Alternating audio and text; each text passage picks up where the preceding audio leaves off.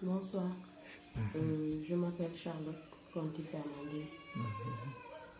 Aujourd'hui, je voudrais témoigner pour la gloire de Jésus-Christ de Nazareth, pour ses bienfaits qu'il a fait dans ma vie. Et je voudrais le bénir également pour ce qu'il a fait dans la vie de son église tout entière. Et je bénis aussi son nom pour la grâce qu'il a donnée à ses serviteurs de Dieu qui sont un peu partout dans le monde, plus particulièrement ici en Casamance, au travers du prophète pasteur Joseph Sambou. Et je viens témoigner parce que la Bible dit qu'il est bon de témoigner, et dans notre témoignage, le diable est vaincu. Donc c'est pour cela que je voudrais vraiment témoigner pour que son nom seul soit glorifié. Et pour commencer, moi j'étais catholique auparavant et j'ai donné ma vie au Seigneur Jésus-Christ de Nazareth en 2014. Et le Seigneur est passé par pas mal de personnes pour me parler, et il m'a parlé au travers d'une de mes amies, et au travers de mon amie là, j'ai dû connaître la parole de Dieu en ce qui concerne ce que Dieu veut, ce qui est dans sa volonté propre. Et moi-même, bien avant cela, j'étais dans la recherche. Je voulais connaître vraiment qui était le Seigneur. Je me sentais sale. Je ne comprenais pas ma vie. Pourquoi autant de rébellion de ma part vis-à-vis de mes parents? Pourquoi, voilà, je faisais des choses avec les hommes avec qui je me suis pas mariée, tout ça là. Pourquoi? Beaucoup de questions que je me posais. Et j'avais même pu écrire une lettre en 2012, une lettre pour le Seigneur, pour lui exprimer tout ce que j'avais dans le cœur, pour tout ce que je voulais qu'il fasse pour moi. Dans cette lettre, je lui ai dit que je voulais être une sainte. Je voulais vraiment aussi le connaître, ne pas mourir sans pour autant le connaître. Et j'ai écrit cela en 2012 et j'ai signé. C'était aux environs de 23 heures. Je le faisais lors de mes révisions dans la maison. Et dans ces moments de solitude-là, mon esprit vraiment a été vraiment focalisé sur le Seigneur, et c'est ainsi que Dieu m'a poussé à écrire cela. Et je me dis que Dieu a été fidèle tellement à ce que j'ai dit, tellement il a vu la sincérité aussi de mon cœur. C'est là qu'il est venu en 2014. Il m'a parlé au travers d'une sœur. Bien avant, si j'avais des doutes en ce qui concerne la prière de Marie, tout ça là, le chapelet et tout. Et bon, j'avais demandé à certaines personnes, notamment mon oncle, pourquoi on prie Marie alors que dans les autres églises on ne prie pas Marie. Et c'est ainsi que voilà, mon oncle ne m'a pas pu donner une réponse satisfaisante. Et en 2014, comme j'avais mon ami avec qui je fréquentais au renouveau charismatique, et c'est là, mon ami là, son copain, je peux dire, lui a parlé du Seigneur, lui a dit que voilà, dans notre religion la catholique, on n'est pas si à côté parce que il y a pas mal de vérités qu'on ne connaît pas, et ça a mené beaucoup de divisions entre eux. Mais après que son petit ami là est parti à l'UGB, à l'université Gaston Berger, quand il est reparti après les vacances, et c'est ainsi que mon ami là s'est mis à découvrir, à lire les livres que son copain lui avait laissés. Donc elle a lu tous les livres là, et c'est ainsi qu'elle a connu la vérité. Et quand je suis venue la visiter, comme d'habitude je passais chez eux beaucoup de temps, et c'est ainsi qu'elle m'a dit, vraiment Charlotte, tu sais quoi, nous dans notre religion là, il n'y a rien de bon. Elle était vraiment étonnée. Vraiment, elle m'a expliqué les détails, et c'est quand elle m'a parlé de la prière de Marie et tout autre, les chapelets et tous les dogmes, je lui ai dit, mais tiens, moi j'avais cette pensée là depuis des années. Moi, je croyais que c'était moi seule qui était folle parce que c'est moi seule qui a eu cette idée-là. Et donc, j'ai dû laisser ça tomber parce que je n'avais pas de réponse satisfaisante. Je croyais que c'était moi, c'était une hallucination de ma part.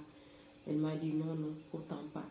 Et c'est ainsi qu'elle m'a donné les documents, les livres là dont elle lisait en ce qui concerne les témoignages des sœurs et des prêtres qui sont sortis de la religion catholique.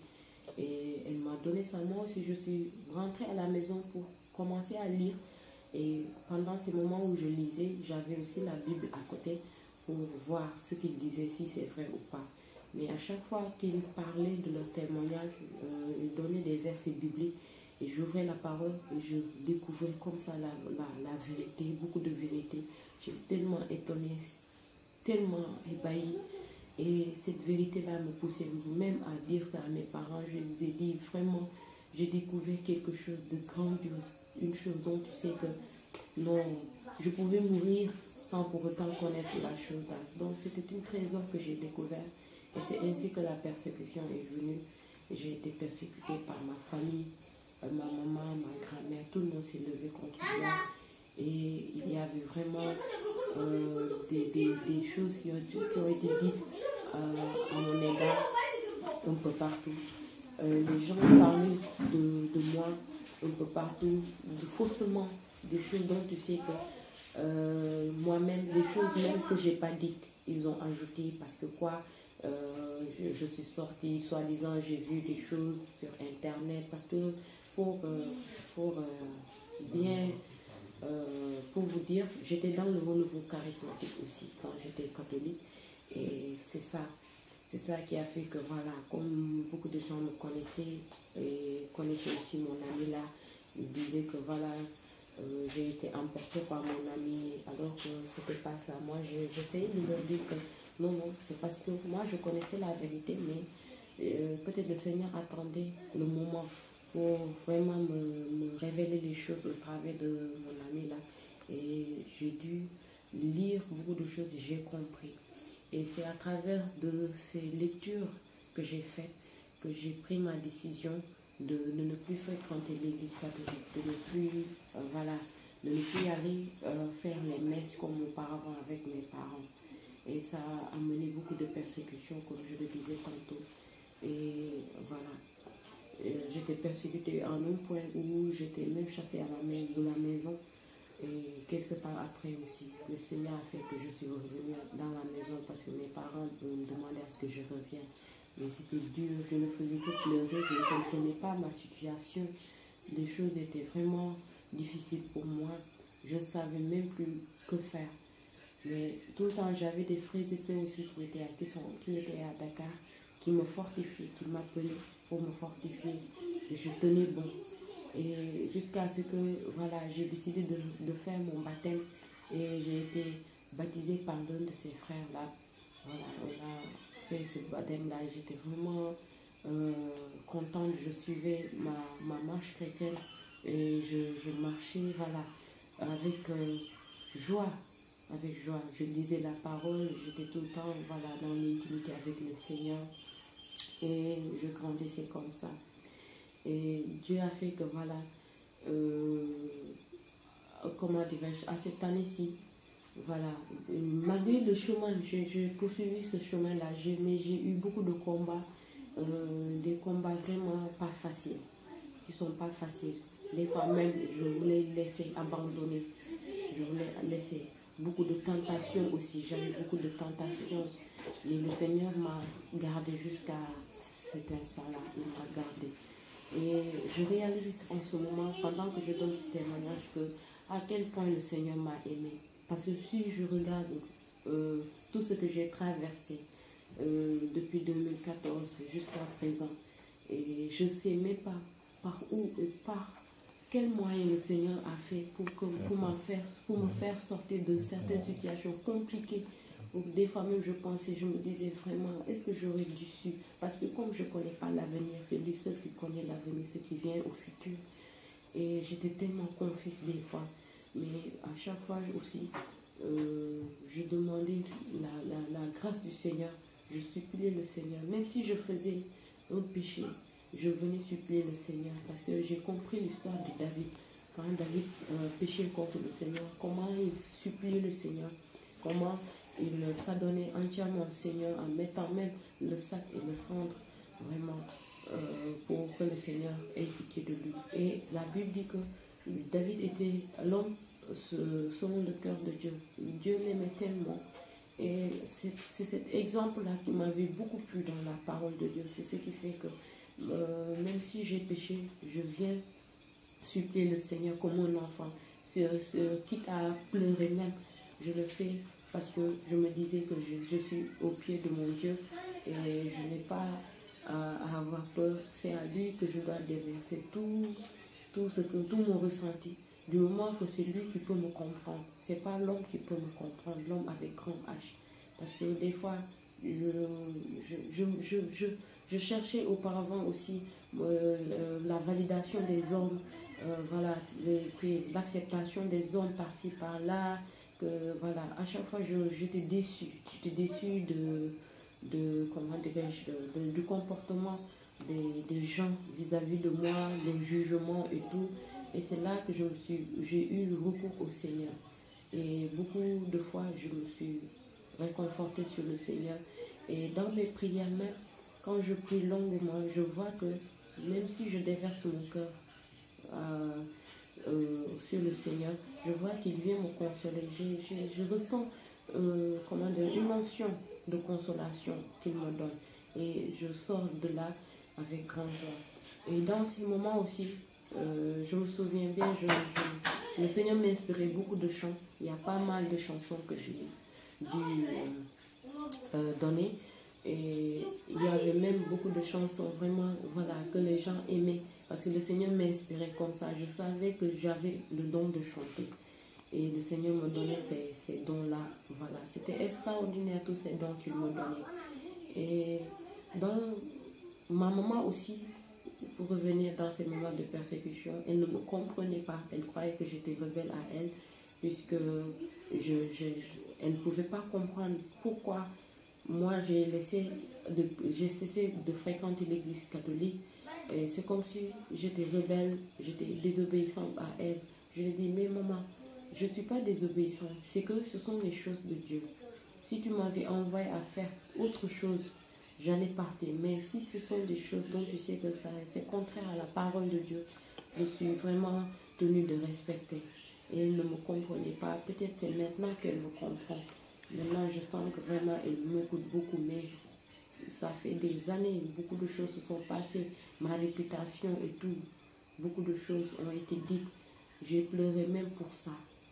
Et chemin faisant, Dieu a fait que je me suis mariée en 2022. Et avant ce mariage aussi, pour me marier aussi, c'était tout un problème. Des persécutions par-ci, par-là. Mes parents même étaient opposés à mon mariage. Mon papa comme ma maman, toute ma famille maternelle comme paternelle. Mais Dieu a touché le cœur d'un de mes oncles et c'est lui qui a convaincu la famille. Et pendant que j'étais à Dakar, en 2021, dans ces moments de persécution-là, parce que quand j'étais chez ma tante, elle refusait à ce que j'écoute la parole de Dieu, même si j'étais dans ma chambre pour écouter certaines vidéos, les enseignements et tout, elle ne voulait pas. Elle me menaçait par-ci, par-là, elle me menaçait du fait qu'elle voulait dire à mon papa que j'étais toujours dans dans ma marche avec le Seigneur, dans ma soi-disant sainteté et tout ça là. Elle voulait vraiment me menacer et je pleurais, j'étais comme si j'étais dans une prison autant pour moi. Et dans ça, je priais, je me fortifiais. À chaque fois que je me lève le matin avant d'aller travailler, je priais le Seigneur à 5 h du matin parce que la route aussi à Dakar pour aller de la maison jusqu'à l'arrêt de bus, tout peut arriver là-bas parce que c'était tellement loin et moi seule étant une fille. Donc tous ces dangers-là, le Seigneur m'a épargné de ça. Et en 2021, j'ai commencé aussi dans cette maison où j'étais, j'ai commencé à sentir des rôtements. Je ne comprenais pas ces rôtements, d'où ça venait. Je partageais le lit avec une de mes cousines. C'est elle qui m'a dit, mais tiens Charles, toi tu routes beaucoup. Moi-même, je ne m'étais pas rendu compte.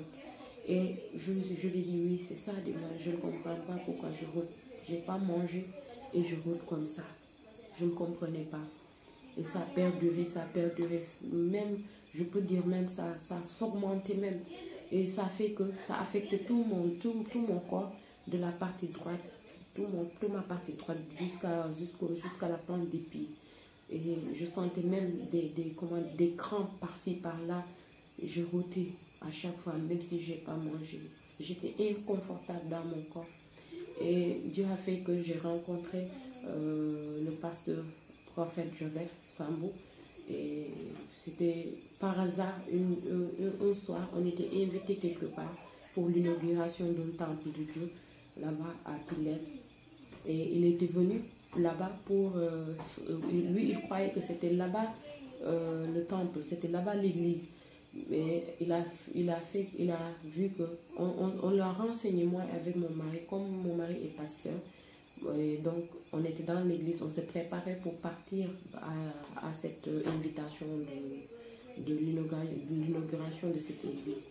Et on lui a dit que c'est là-bas qu'on a fait connaissance avec le pasteur prophète Joseph Sambo. Et après cela, il a échangé ses numéros avec mon mari et il a expliqué son ministère, tout ça là, son appel. Et vraiment, on était vraiment contents aussi de voir un serviteur de Dieu aussi. C'était vraiment une joie pour nous.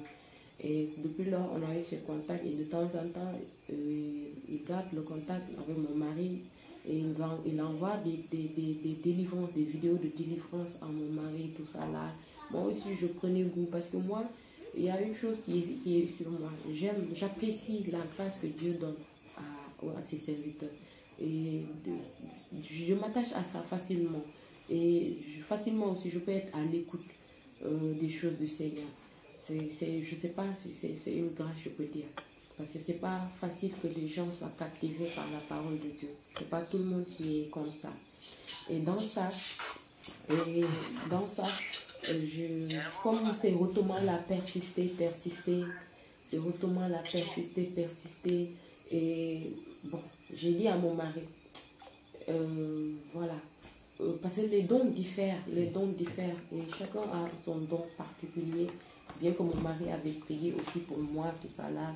Et donc j'ai eu la sensation, je me suis dit, mais attends, je ne vais pas rester ici. En étant l'enfant de Dieu, étant là, j'ai la grâce de connaître beaucoup de serviteurs. Pourquoi pas aller chez le serviteur prophète Joseph Sambo, puisque lui aussi il a le ministère de délivrance. Oui, parce que, et c'est là que j'ai eu la résolution de partir, de venir vraiment, et il m'a bien reçu. Et il m'a présenté son église qui s'appelle Église Évangile de la Gloire de Jésus-Christ, qui est ici en Casamance, à Ziguinchor, plus particulièrement à Lindian. Et il m'a reçu, on a parlé, il a demandé à mon mari. En ce temps-là, mon mari est parti en voyage, mais je lui donnais de mes nouvelles. Il était parti à un programme aussi en Guinée-Bissau. Et comme il est parti là-bas, moi aussi j'en ai profité pour venir ici, pour rencontrer le prophète. Et j'ai exposé mon problème au prophète, je lui ai dit tout. Et j'ai pas eu honte, je lui ai dit vraiment, parce que comme je suis maman pasteur dans une église, donc c'est pas facile au début de venir exposer ta vie, tout ça là, parce que c'est ce qui retient beaucoup de gens. Parfois, quand tu atteins un certain niveau, tout ça là, tu as peur de venir exposer ta vie, tu croyant que ça va être divulgué par-ci, par-là. Et le Seigneur m'a donné force vraiment de venir lui parler de moi, bien que j'ai eu des années dans le Seigneur, mais à chaque fois, je me suis réalisé que je peux être attaquée, donc si je suis attaquée, pourquoi pas venir, voilà, exposer cela à un de ses frères, un de ses serviteurs, parce qu'on est là dans la marche, tout n'est pas fini. Il y aura toujours des embuscades par-ci, par-là. Il y aura toujours, voilà, des combats et tout. Le combat n'est pas fini. Parce que quand on atteint un certain niveau, Parfois, on a tendance à dire que voilà, voilà, on se limite à nous-mêmes, on s'ouvre plus, tout ça là. Et c'est ça le danger. C'est ça le danger. Parce que quand tu reçois des attaques, il faudra venir, voilà, quelque part chez ce serviteur, tout ça là, pour, voilà, pour l'exposer le problème, afin que le Seigneur puisse faire quelque chose. Mais si toutefois on reste dans notre coin, voilà, ça sera autre chose. Ça sera vraiment peut-être la mort. Et je suis venue ici et il a prié pour moi après notre entretien. Il a prié pour moi et il a été inspiré par le Seigneur, par son esprit. Et j'ai vomi, voilà. J'ai vomi tout ce que j'avais mangé au début dans la journée là. Et puis j'ai vomi, voilà, du sang. J'ai vomi du sang et quelque chose aussi de, comment dirais-je, de marron comme du tamarin. C'est vraiment, voilà, c'était vraiment acide. Pendant que ça sortait, je sentais de l'acidité de la chose. Et voilà, je vomissais, j'enlevais vraiment beaucoup de choses, des crachats par-ci, par-là. C'était vraiment, voilà, je ne comprenais pas d'où ça venait. Moi-même, je ne comprenais pas ces attaques-là, ça venait d'où. Mais à chaque fois aussi, je me rappelle du passage, quand j'ouvrais la parole de Dieu, je rencontre à chaque fois ce passage-là. Bien que je ne viens pas pour sélectionner le passage, mais à chaque fois le passage-là, j'ouvre la Bible, tic au tac, je vois ce passage-là. C'est dans Isaïe 54. À chaque fois, le Seigneur, quand il disait que s'il y a des complots qui ont été faits contre toi, cela ne vient pas de moi, tout ça là, ces paroles réconfortantes. À chaque fois, le Seigneur me pousse à lire ce passage-là. Par hasard, j'ouvre la parole et je tombe dans ça. Et c'est là que j'ai compris vraiment à quel point le Seigneur m'a aimé et comment il m'a gardé. Bien que j'ai eu ces attaques-là depuis 2021, je ne comprends pas d'où ça venait. Et le Seigneur a fait que vraiment, c'est aujourd'hui, c'est ces temps-ci, en 2024, en septembre 2024, que la chose soit finie pour moi. Et vraiment, je lui rends grâce parce qu'il est le maître du temps et des circonstances. Il fait chaque chose en son temps et je le remercie pour sa grâce et sa grandeur dans ma vie. Et par là, je suis venue et je garde le contact avec le prophète et il me fortifie. Il prend tout son temps aussi pour m'appeler, tout ça là, pour savoir comment je vais. Et je lui donne aussi de mes nouvelles. Et plusieurs fois, je viens ici pour, voilà, on prie. Et aujourd'hui, j'ai décidé aussi de donner mon témoignage. Oui, j'espère que dans ce témoignage-là, ça va toucher beaucoup de gens qui sont dans le monde entier. Je ne sais pas qu'est-ce que tu traverses, qu'est-ce qui est vraiment, qu'est-ce qui te trouble en ce moment.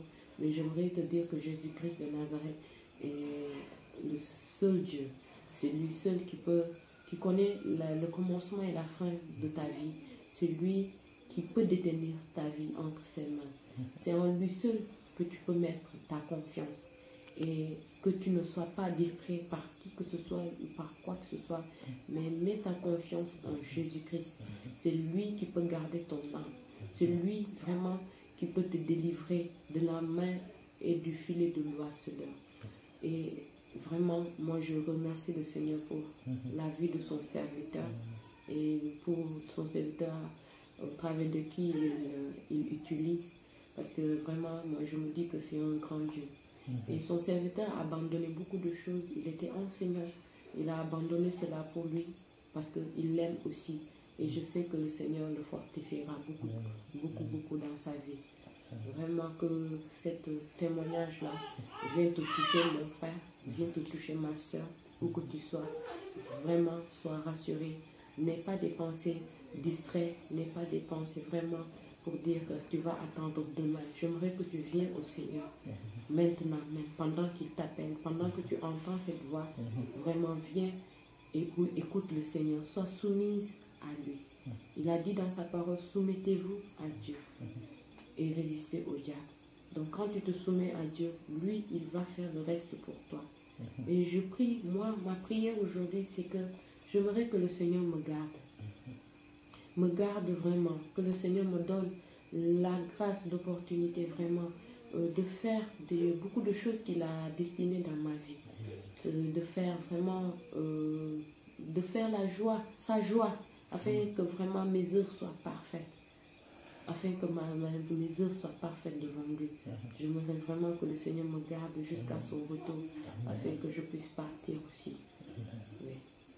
Merci beaucoup. Soyez bénis.